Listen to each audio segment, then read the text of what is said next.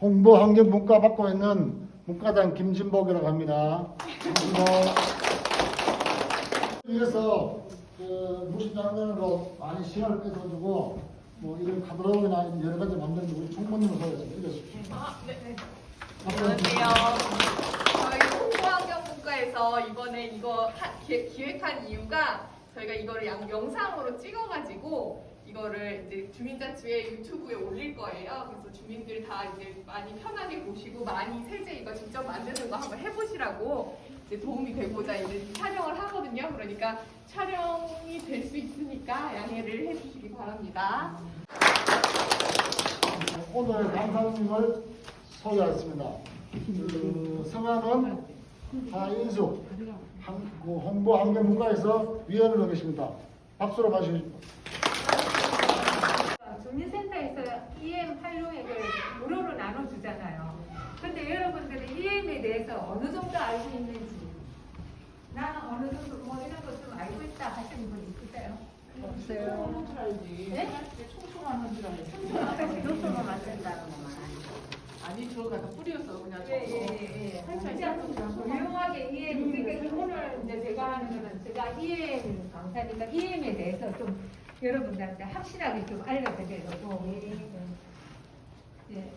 EM이라는 게 EM이 대체 뭐냐 이러면은 이펙티브 마이크로 오거니즘의 약자로 유산균, 효모, 방승균, 강합성 세균 등 자연계에 존재하는 많은 미생물 중에서 사람에게 유익한 80여 종, 진짜 이 80여 종이라 하는데 실제로 80까지는 안 간대요. 한 50 몇 종의 이제 미생물을 조합해서 배양한 거예요. 그러니까 이제 EM에는 요 네 가지의 성분이 가장 많이 들었고 나머지들은 한 50 몇 종은 조금 막 거의 표가 안 나게. 그러니까 주로 대표적인 게 유산균, 효모, 방승균, 강합성 세균이 들어있어서 이걸 말하자면은 유용한 미생물, 착한 미생물이라고 해요. EM을. 그다음에는 EM의 원리가 뭐냐면은 착한 미생물이라 했잖아요. 착한 미생물을 유익균이라고 얘기를 해요. 그러면 유익균이 보통 한 15%, 그러면 부패균이 한 15% 있대요. 그래서 이제 그 중간에 중간자적인 균을 해바라기 균이 돼가지고 이게 유익균이 자리를 잡게 되면은 그쪽으로 가게 돼요. 이 해바라기 균이. 그래서 그 새를 불리는 거고, 그래서 이렇게 되는 거고. 만약에 이게 부패균이 자리를 잡게 되면 이 중간에 해바라기 균이 부패균으로 가가지고 부패가 되는 거예요. 우리가 보통 이제 뭐 발효 음식 만들 때 보면 잘못하면 발효가 잘 되면 괜찮은데 잘못되면 막 부패돼 버리잖아요. 그게 그 원리에 따라서 그래. 미생물 이제에 따라서 그렇게 되는 거예요. 그래서 EM을 구성하는 이제 미생물 강합성 세균, 유산균, 효모, 방성균이 이제 대표적인 건데 강합성 세균이 제일 대표적인 거예요. EM에서는 산소를 공급하고 항산화 작용하고 악취 제거. 그래서 청소에 많이 쓰는 거예요. 악취 제거. 그 다음에 유산균. 유산균은 이제 많이 아시잖아요. 우리 김치에도 많이 유해균을 억제하고 정균 작용을 잘한대. 그러니까 우리가 장에 이제 유산균 때문에 장에 많이 그거 유산균을 먹자 이렇게 얘기하잖아요. 그 장에는 이제 부패균도 많이 들어있잖아요. 그러니까 그 정균 작용을 유산균이 잘하기 때문에 유산균이 몸에 좋다는 거죠. 그리고 효모. 효모는 여러분 다 이제 빵 만드는 거 그거예요. 발효 육제, 세포 강하고 세포 대세. 그래서 이 효모를 이용한 갈락토미세스 이래가지고 우리가 보통 발효 화장품 또 여러분도 많이 써봤잖아요. 그죠? 그렇고 그 다음에 방성균은 항생물질 생산하고 천연 항생제, 염증 치료. 우리가 된장을 만들 때 방성균을 이용해가지고 바실러스균 이러면서 내가 방성균은 또 같은 부류에 들어가거든요. 그게 옛날에 우리 이제 어머니들이 애들 다치면은 이제 된장 발라준 게 그게 바로 이제 천연 항생제가 들어있기 교치를 하는 거죠.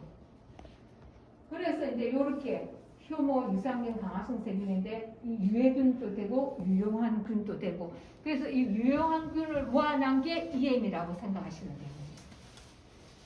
그래서 EM의 효과는 악취 제거, 그리고 물을 깨끗이 하고 철식품 산화를 방지. 이걸 실험한 걸 조금 이제 요거 끝나고 난 뒤에 제가 잠깐 보여드릴게요. 실험하는 걸.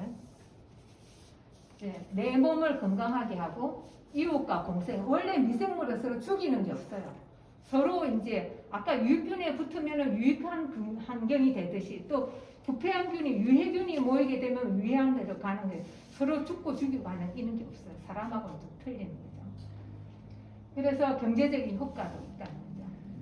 그런데 EM을 어떻게 보관을 하느냐 하면 온도가 적당한, 이것도 미생물이기 때문에 사람하고 똑같이 생각하시면 돼요. 미생물. 그래서 온도가 적당한 것도 10도 내지 35도의 실온에 보관하는 게 제일 좋아요. 이 발효액을. 그리고 만약에 이 발효액을 좀 오래 두고 내가 어디 뭐 출타를 해가지고 못 쓴다.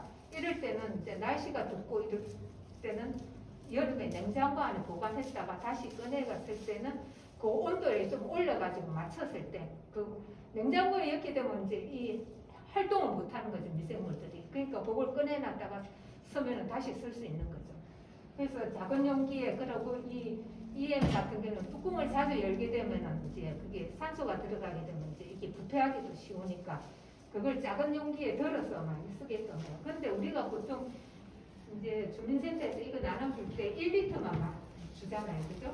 그러니까 그거 가지고 한 집에서 빨래하고 청소하고 하면 한 며칠 쓸 거예요. 그렇게 쓰시고 이제 다 같이 가서 또 받아 쓰시고 그렇게 하시라고 한꺼번에 많이 안 주잖아요. 작게 주잖아요. 그죠? 이제 세탁세제 EM 활용을 이용해서 이제 세탁세제를 만들 건데요. 세탁세제의 유래는 이제 어머님들은 다 아시겠죠? 나무를 태운 재를 물에 우려서 얻은 잿물과 삭은 오줌이 주로 사용되죠. 그리고 잿물의 주 성분인 탄산칼륨과 오줌에 함유되어 있는 암모니아는 알칼리로서 세정 작용을 많이 합니다. 그래서 우리가 세정제는 보통 알칼리라고 보면 돼요. 근데 우리가 혹시 아시는가 하면 세탁기가 세제 없이 쓸 수 있다 해갖고 세탁기 전에 나온 거 아세요? 근데 사람들한테 호응을 못 받아가 그 세탁기가 들어갔어요. 그거는 물을 전기 분해로 해가 알칼리하로 만들어가지고 그 물로 세탁을 하게 되면 세제가 필요 없잖아요. 그렇게 해서 세탁기가 한때 나왔댔는데 그 시민들한테 호응을 못 받아가 그 세탁기가 들어갔어요. 그래서 이제 이게 세탁이라는 게 계면 활성제가 제일 중요한 건데 계면 활성제라는 거는 친유기하고 친수기를 동시에 가지면 그 물과 기름에 이제 섞이게끔 해주는 거죠. 그래서 세척력, 유화력, 분사력, 삼투력, 기포력 다양한 성질을 가지고 있어요. 근데 이게 지금 합성세제, 합성 계면 활성제 때문에 지금 문제가 돼가지고 자꾸 천연 제품을 쓰자는 거잖아요. 근데 합성 계면 활성제는 저는 화학적 소듐 라울리스페이트, 파라벤, 실리콘, 폴다이드 이런 성분들 때문에 환경을 오염시키고 우리가 지금 제일 문제가 되는 환경 호르몬 우리 몸속에 쌓여가지고 그것 때문에 지금 애들 아토피라든지 뭐 불임이라든지 이런 게 굉장히 많이 생기는 거죠. 그래서 천연 계면 활성제를 쓰자는 거죠. 천연 계면 활성제는 레시틴, 나남, 대두에 많이 들어있어요. 사포닌이 식물에도 존재하는데 우리가 미나리가 사람한테 참 좋다고 얘기하잖아요. 미나리에 식물에서는 미나리에 사포닌이 제일 많이 들어있대요. 그리고 라놀린, 콜레스테롤, 타우린, 코코넛류. 근데 오늘 우리가 비누 만들 때 쓰는 ABS나 코코베타인은 코코넛에서 추출한 거예요. 합성세제하고 천연세제하고 비교를 했는데요. 합성세제는 환경을 오염시키고 천연세제는 친환경적이기 때문에 빨리 분해가 되죠. 합성계면 활성제는 방부제가 들어가서 이게 빨리 분해가 안 되는 거죠. 천연계면 활성제는 합성 첨가물이 없기 때문에 빨리 분해가 돼서 환경에 좋다는 거고요. 그 다음에 합성세제는 자극성이나 건조, 발효염증을 유발해서 아토피, 지금 아토피가 굉장히 문제잖아요. 그죠? 피부염 유발하고 천연향, 천연세제는 천연의 그 자체에서 향이 나는 거죠. 그리고 합성세제는 장기간 오염돼가 이게 빨리 이제 그거 이제 말하자면 부패되면 빨리 부패돼가 빨리 사가야 되는데 그게 안 되는 거죠. 그럼 그 천연세제는 신속하게 잘 분해되고 다음에 이제 어떻게 다음에 뭐 CP 비누 만들 기회가 있을는지는 모르겠지만 그 비누를 쓰게 되면 그건 하루 만에 분해 다 되고 CP 비누 같은 경우는 우리가 보통 시중에 많이 이제 딱딱한 비누 있잖아요, 그죠? 그런 게 CP 비누거든요. 자, 안전한 딱걸거리에는 어떤 게 있냐면 EM 이걸 물에 타가지고 그냥 이래 기름기 있는데 만약에 프라이팬에 닦는다면 이거 EM을 물에 타고 뿌려 놓으면은 잠깐 뿌려놨다가 닦으면 금방 잘 닦여요. 제가 한 번에 저번에 저 서대문구 쪽에 가서 그 강의를 했더니 어떤 그 어머님들이 그러시더라고요. 아 맞다 하면서 옛날에 우리 엄마가 밥 놔둔기 사가가지고 약간 삭으니까 그걸 가지고 닦는 걸 봤다는 거죠. 살떡물도 받아놨다가 그것도 약간 삭으면은 그거 가지고 이제 세제 대용으로 쓰고 많이 그래. 옛날에 어머님들은 다 그렇게 했대요. 집에 가서 한번 물어보세요. 그리고 EM은 또 그거예요. pH 수소 이온 농도가 이제 4.5. 그러니까 그 식초가 3.5예요. 그 EM이 4.5니까 약간 신맛이 있는 거죠. 그래서 우리가 이제 냄새를 맡아보면 약간 막걸리 냄새 비슷한 냄새가 나죠. 그러고 오늘 이제 중조, 베이킹소다. 오늘 우리 가루 세제 만들 때 그 중조가 들어가죠. 그 다음에 알코올, 또 식초, 밀가루 전분 가지고 우리가 기름때 닦잖아요. 그죠? 소금, 가탄산 나트륨. 오늘 여기는 중조 가탄산 나트륨이 들어갈 겁니다. EM도 들어가고.